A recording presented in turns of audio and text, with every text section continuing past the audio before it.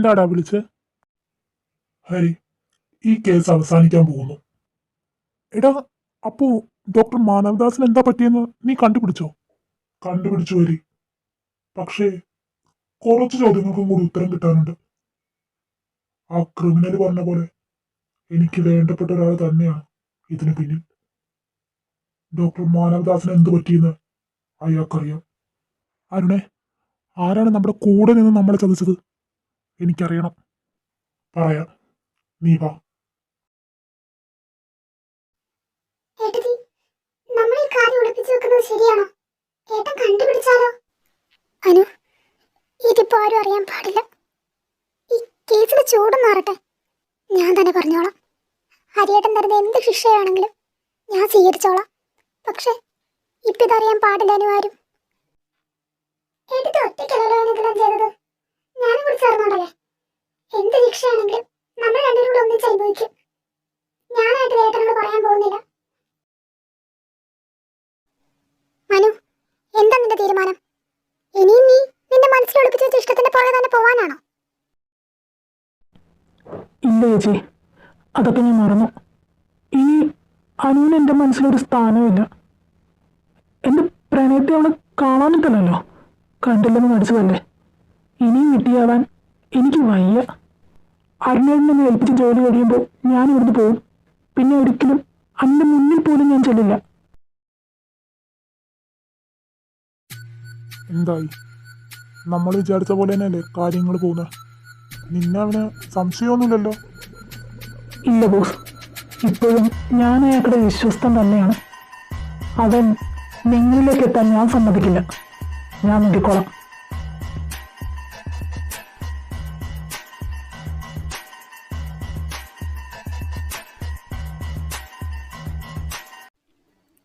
മനുവേട്ടാ, എനിക്ക് പറയാനുള്ളതൊക്കെ ഞാൻ പറഞ്ഞു കഴിഞ്ഞു.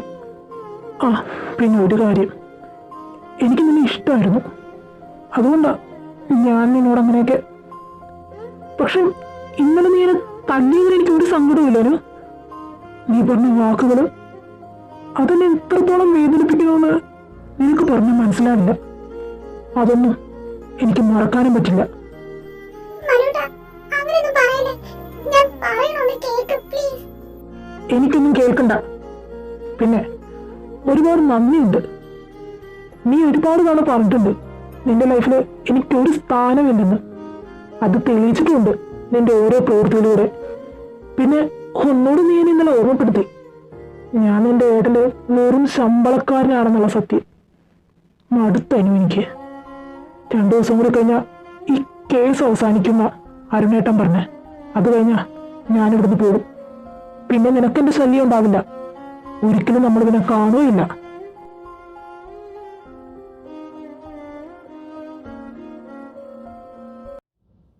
ഇനി തനിക്ക് ഒളിപ്പിച്ചു വെക്കാൻ കഴിയില്ല.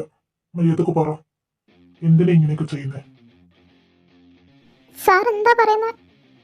ഞാൻ എന്ത് ചെയ്തു? താങ്കളിൽ അഭിനയിക്കണ്ട. മീനാക്ഷി ചോദിക്കുന്നതിന് ഉത്തരം പറ. അറിയേണ്ടതെല്ലാം അറിഞ്ഞിട്ട് തന്നെയാ ഞങ്ങൾ ഇപ്പോൾ തന്റെ മുമ്പിൽ വന്ന് നിൽക്കുന്നത്. ഹരി, ഞാൻ ചോദിച്ചോളാം. മീനാക്ഷി പറയും. മീനാക്ഷി, ഒരു ദിവസം ഞാൻ തന്നോട് പറഞ്ഞില്ലേ ഒരിക്കൽ ഞാൻ വരുന്ന, എനിക്ക് വേണ്ടത് തന്നെ കൊണ്ട് പറയിപ്പിക്കുമെന്ന്. This is the time. Tell the truth. എനിക്കൊന്നും പറയാനില്ല സാർ.